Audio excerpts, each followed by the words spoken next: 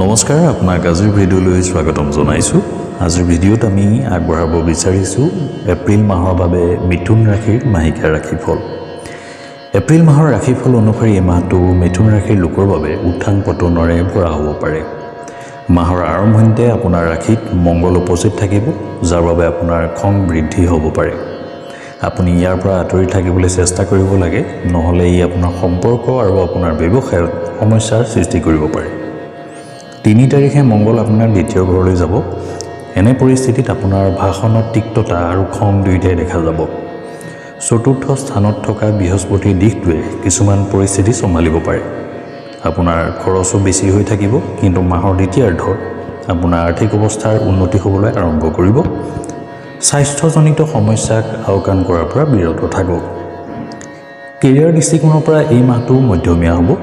প্ৰথমে শুক্ৰ, ৰাহু, বুধ আৰু শনি গোটেই মাহটো দশম স্থানত উপস্থিত থাকিব। 14 তাৰিখলৈকে সূৰ্যও দশম স্থানত থাকিব, যাৰ বাবে কৰ্মক্ষেত্ৰত উত্থান পতনৰ সন্মুখীন হ'ব লাগিব। আপোনাৰ কামৰ বোজা বৃদ্ধি পাব, সেয়েহে বুদ্ধিমানৰূপে কাম কৰক আৰু খঙত বিচলিত হৈ কাকো ভাল বা বেয়া কথা কোৱাৰ পৰা বিৰত থাকিব, কাৰণ ই আপোনাৰ বিৰুদ্ধেও যাব পাৰে। মংগল মাহৰ আৰম্ভণিতে আপোনাৰ ৰাশিত থাকিব, যাৰ ফলত আপোনাৰ স্বভাৱত কিছু প্ৰভাৱ পৰিব, কিন্তু তাৰ পিছত ৩ তাৰিখৰ পৰা আপোনাৰ দ্বিতীয় ঘৰলৈ স্থানান্তৰিত হ'ব। এনে পৰিস্থিতিত চাকৰিটোৰ পৰিস্থিতি ক্ৰমান্বয়ে উন্নত হ'ব। এই মাহত ব্যৱসায়ীসকলে সাৱধানে আগবাঢ়িব লাগিব। মাহৰ আৰম্ভণিতে মংগলৰ দৃষ্টি সপ্তম স্থানত থাকিব আৰু দেৱগুৰু বৃহস্পতি গোটেই মাহটো দ্বাদশ স্থানত থাকিব, যাৰ বাবে বিদেশী ব্যৱসায় কৰাসকল লাভৱান হ'ব পাৰে। আৰ্থিক দিশত এই মাহটো আপোনাৰ বাবে মধ্যমীয়া হ'ব পাৰে।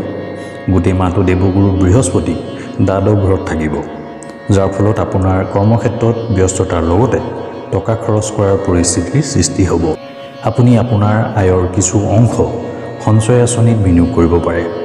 মাহৰ দ্বিতীয়াৰ্ধত যেতিয়া সূৰ্য একাদশ স্থানলৈ স্থানান্তৰিত হ'ব, তেতিয়া চৰকাৰী খণ্ডৰ পৰা লাভৰ পথ মুকলি কৰিব আৰু আপোনাৰ আৰ্থিক অৱস্থা উন্নত কৰিব। তথাপিও এই মাহটোৰ ভিতৰত আপোনাৰ খৰচ বৃদ্ধি হোৱাৰ সম্ভাৱনা থাকিব।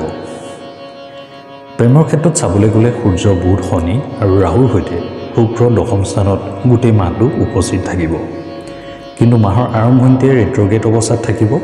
সেয়েহে এই সময়ত আপোনাৰ প্ৰেমৰ সম্পৰ্কৰ বাবে অনুকূল নহ'ব।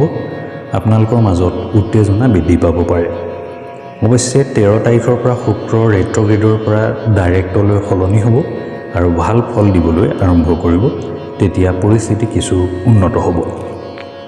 কিন্তু 3 এপ্ৰিলৰ পৰা মংগলো দ্বিতীয় স্থানত বহি গোটেই মাহটোৰ বাবে পঞ্চম স্থানত দৃষ্টি ৰাখিব।